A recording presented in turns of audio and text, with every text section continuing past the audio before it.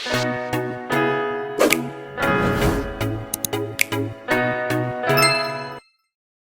guys! Welcome back to my channel. So for today's video, I've invited someone to share her own personal tips on surviving third year of medical school. And so I hope that her tips would not only be helpful to me but also to my fellow third year med students as well. So the speaker that I've invited today is one of the students that I've looked up to in med school. She just recently graduated this year from UST Med with a Latin honor of Magna Cum Laude, and also her pre-med was BS Pharmacy, also in UST. So I met her personally when I was attending her lectures in the review center where I reviewed for pharmacy boards.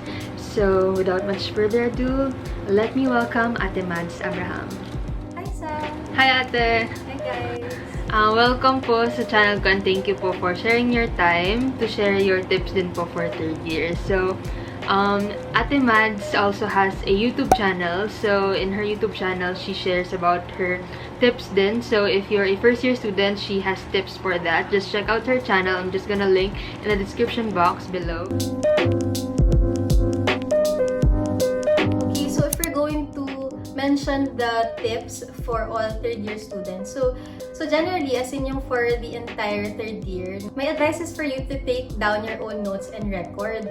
So if dati nasanay ka na, kunyari may trans na, or you already have a copy of the PowerPoint or the lecture slides, so this is the time now to take down your own notes because, as I said, clinical, integrated. So if you're already able to use more senses when you're studying and listening to the lectures, then the longer it stays in your memory. In third year, I don't know how you call it in other schools, but in our school, we call it SGD or BGD or small group discussion or big group discussions. So SGD is live kapag yun. So ang dami agad reports. That's because since everything is based on cases, it's time to correlate. Then tinatrain kayo also to master the history and physical exam because come clerkship or when you become interns or in your future practice, talagang 80% history and PE. So, dapat master nyo na yun. Now, in third year, or at least, actually, kahit first or second year ka pa lang, I suggest that you collect a lot of points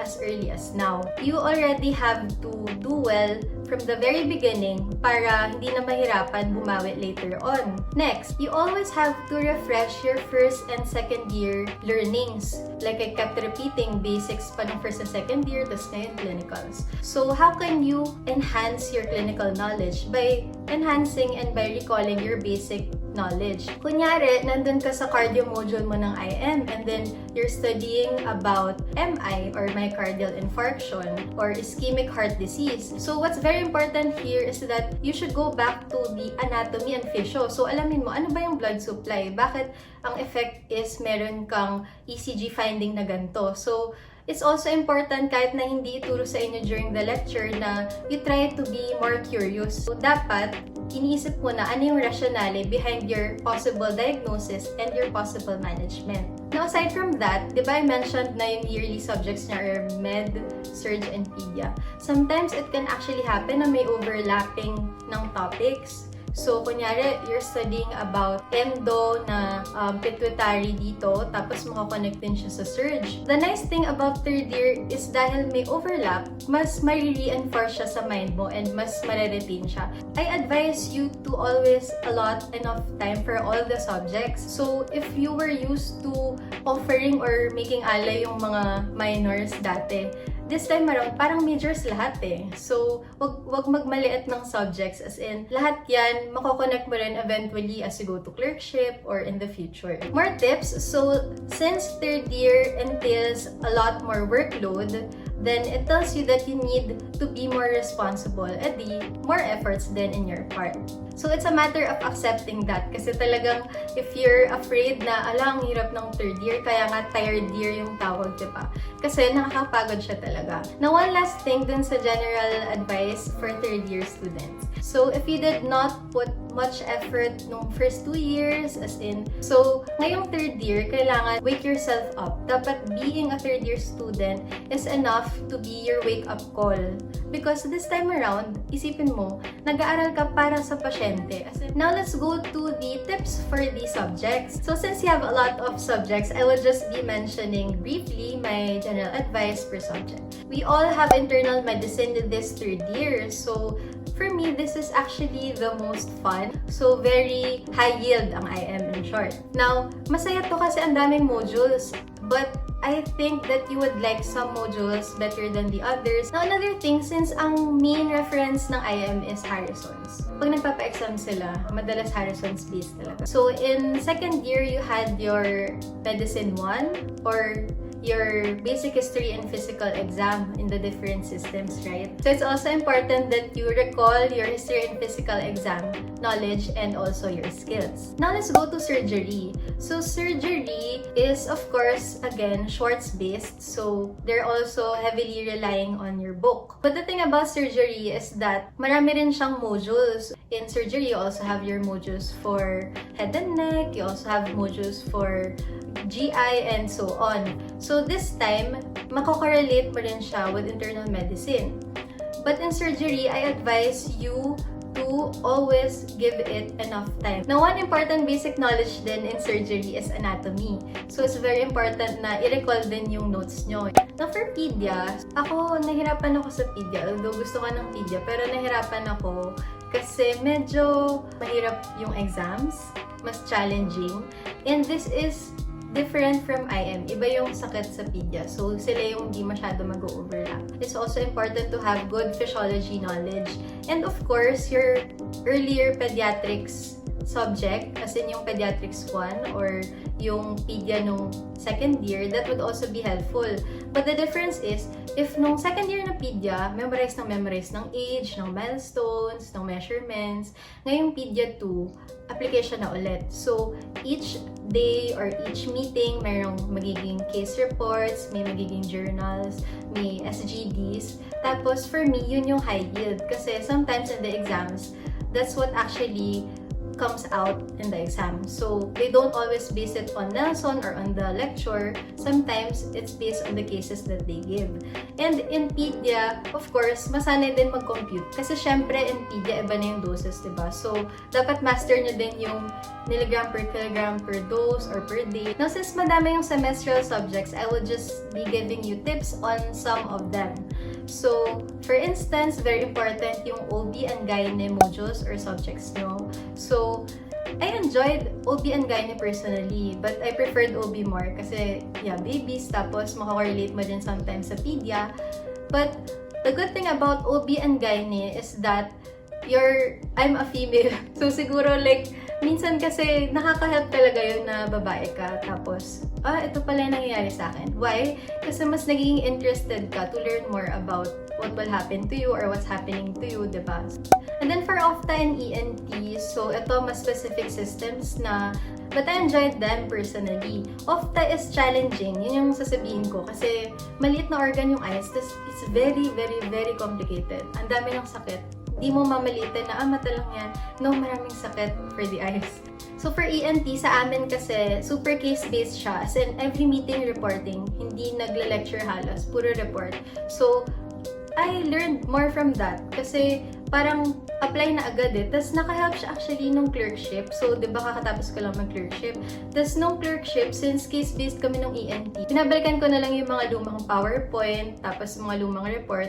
So, what I suggest is, since, di ba, hindi naman laging ikaw magre-report sa ENT, try to also get the other slides of other groups. So, i-collect nyo siya, save nyo sa iPad. Actually, that applies for all reporting or oral subjects. So, i-hoard nyo na lahat ng report kasi in the future, pag kailangan mo mag-practice ng case or kailangan mo balikan yung knowledge, diba? Now, for the other subjects, nahirapan ako sa derma. As in, gusto ko mag-derma, pero nahirapan ako sa derma personally kasi parang mukhang silang pare-parehas lang. Isa siya sa pinakamahirap. As in, marami nagsasabi na mahirap talaga yung derma nung third year. So, medyo tutukan nyo rin yung derma kasi magkakamukha yung sakit. Tapos, half sem lang siya. So, kailangan galingan mo talaga kasi konti lang yung chance bumawi. Now, for other semester subjects, for rehab med, so that's fun. So, nare-recall yung anatomy knowledge and masaya din aralin yung mga tests or yung mga maneuvers dito sa rehab med. For radio, nahirapan ako sa radio kasi alam mo yung minsan na parang ano ba yung nakikita nila na hindi ko nakikita? Parang minsan napapa-oo ka na lang, tapos parang oo, nakikita mo, pero mahirap talaga. But yeah, you just have to do well in radio, and again, anatomy is important. For other subjects, neuro, this time it's clinical. For me, compared to the first and second year neuro subjects, third year yung best neuro kasi clinical siya. Hindi mas nagagets ko yung nangyayari kaysa yung minamemorize ko lang. And then for other subjects, for behavioral medicine, personally, nahirapan ako sa BEMED because of the type of exams that they give na ang hirap niya minsan kasi sometimes you think there are two answers pero alin ba dun? So yun, mahirap siya. For leg med or legal medicine, so this one is relatively new to you. So magkakaroon kayo ng jurisprudence and forensic medicine na topics or subjects under this. So for this, you just have to memorize a bit more than in the other subjects. So medyo memory work siya. So that's it for some of these semestral subjects.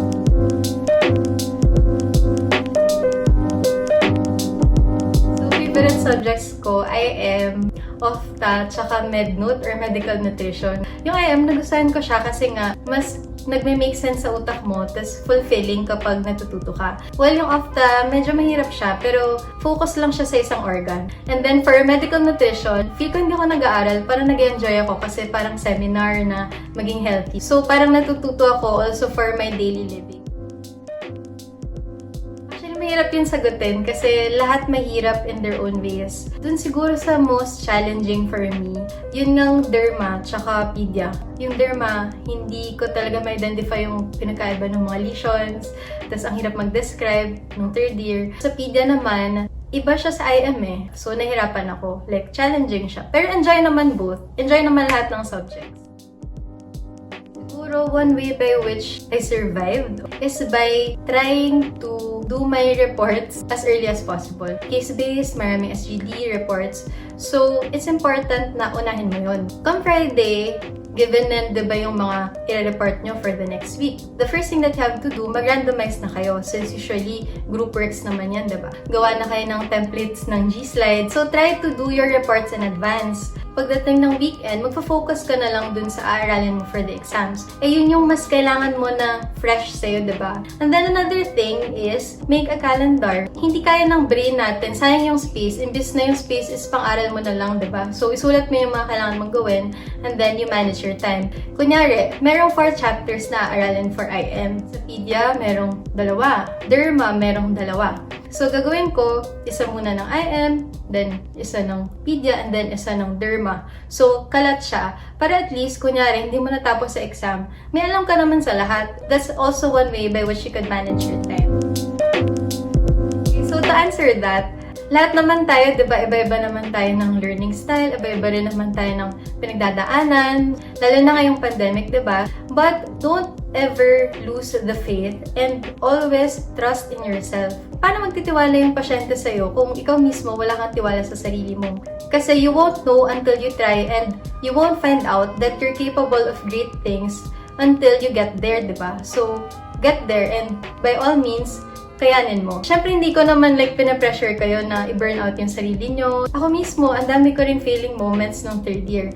Pero what matters is, each time, you learn from that. Put extra efforts in third year and isipin nyo para sa pasyente. Yun lagi yung mindset. There are a lot of times na mapapasuko ka, pero if you always trust in His plan, edi you will surrender and offer it up to Him, then He will get you there. Trust me, dasal lang talaga. Actually, if you're asking mo ano yung ginawa ko, I'm sorry, pero hindi. Kasi nung clerkship, dun ko na-realize na iba pa rin nga siguro kung nag-book ka. Okay pa rin naman siya if yung book knowledge nilagay niyo sa transcribed notes. It's up to you if you have enough time or if masipag ka talaga. Di better if you read your books. Thank you so much po, ate. I learned a lot po, like, yung insights niyo po, yung tips and advice niyo.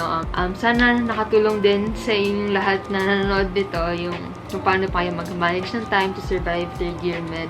Don't forget to check out Ate Madz channel. I hope that we'll all survive third year med and we'll all be future doctors. Thank you, Ate! Thank you din, Sam. And thank you din sa lahat ng nanood.